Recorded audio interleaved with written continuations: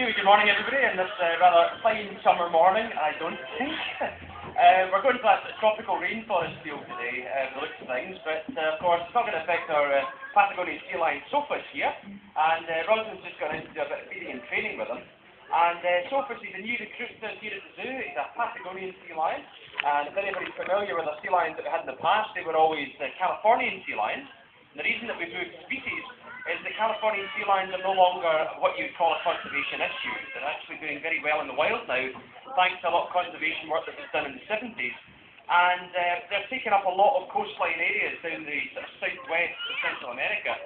So a lot of zoos are moving on to more endangered species, like the Patagonian sea lion, which is really suffering a lot due to overfishing. So it's losing a lot of food in its territory, and they're mainly found off the south coast of South America.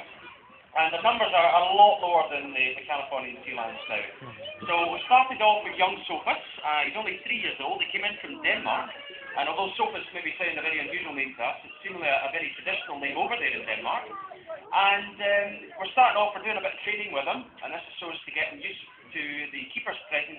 And also it works as a great advantage to the keepers when it comes to checking him out, make sure his skin's okay. You can also get to hold his mouth open, he holds his flippers up. And the idea is eventually to get a good hands-on approach with them.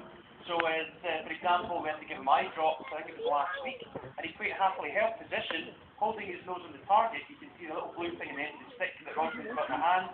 And he was actually hold position, allowing us to put eye drops in. Now, he's being really, really shy this morning, and I think I've scared him because I don't think he's ever seen an umbrella up here before. So I put the umbrella down just now. He's giving me an awfully funny look.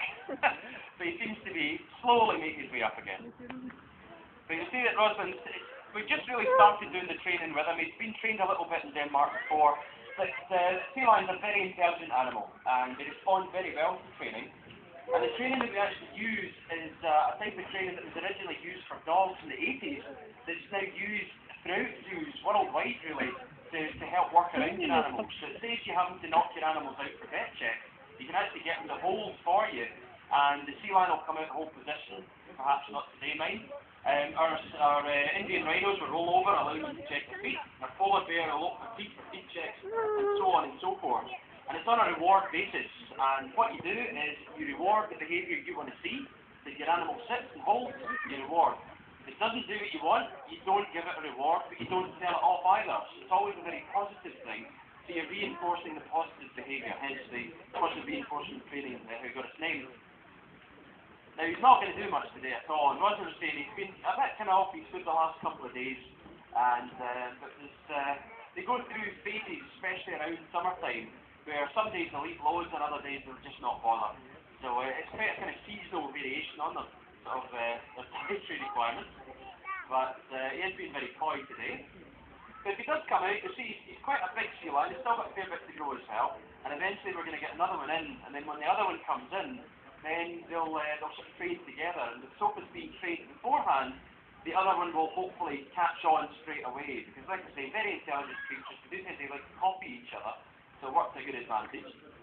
But Sophus is certainly very different from any seals that you'd ever see in the UK. We've got grey seals and common seals, very different from sea lions altogether. Seals tend to be shorter, fatter and wider, and not as fast in the water. They only reach about 6 miles an hour because they don't really have as dangerous predators out in the wild as sea lions would, like sharks and killer whales and the like. So sea lions are more sort of greater developed for speed. They've got longer front flippers. They can also bring the hind flipper underneath them, almost like a foot, allowing them to come up on land, which of course is very important for breeding season. And they can even get up on rocks, like black-headed seagulls demonstrating here. And get up there no problem at all. But I think he's going to stay under the water just now, so he might come out perhaps after I stop talking.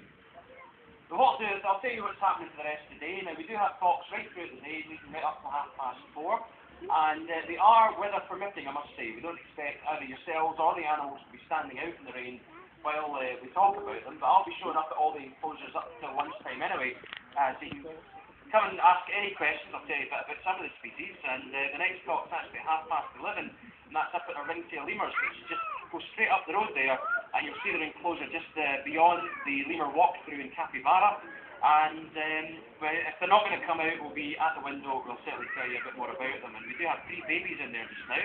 Of course, one thing that won't be affected by the rain whatsoever is penguin parade, and that'll be at 2:15. And hopefully they'll be out and about today. We do have 2 of the hilltop safaris running through today as well. They're roughly every 20 minutes or so. They'll give you a lift up to the top of the hill. Once you get into the lift, you'll something to fish. And that will take you up. We've also got 3, you'll be pleased to hear, indoor facilities. They're brand new facilities that have only been opened within the last 3.5 months or so. You got the right-hand side opposite Ringtail Lemurs. There's the Dongo Trail, which is the biggest and best chimpanzee facility in the whole of Europe, which our 11 chimpanzees have been settling in and is absolutely loving it. Beyond that, Rainbow Landing, so you can go in and feed the little rainbow lorikeets, which should be open by now. There's some electrical work going on this morning, so hopefully it's open by now. If not, it won't be long. You can go in and feed them. If you don't like birds, you can go in and have a wee look. There's a wee lobby to have a look in. If you're not a huge bird fan. And last but not least, there's the Living Links building, which is a building built by St Andrews University for capuchins and squirrel monkeys as a study centre. So it's all about research and behavioural research and how we study the animals to learn more about them. So they're all indoors, they're all nice and warm as well. So they're all up on the right-hand side, linked beyond the Dongo. So Sophus will be getting another feed later on. I think it's about possibly 3:30 is what we was just saying. If you want to come back down, maybe see him get prepared later on. Wasn't very interested this morning, fair dues to him. But hopefully the rain will lighten up a bit. I think it's meant to be on for most of the day, but enjoy your day anyway, and thanks for listening. Oh, so cute. Oh.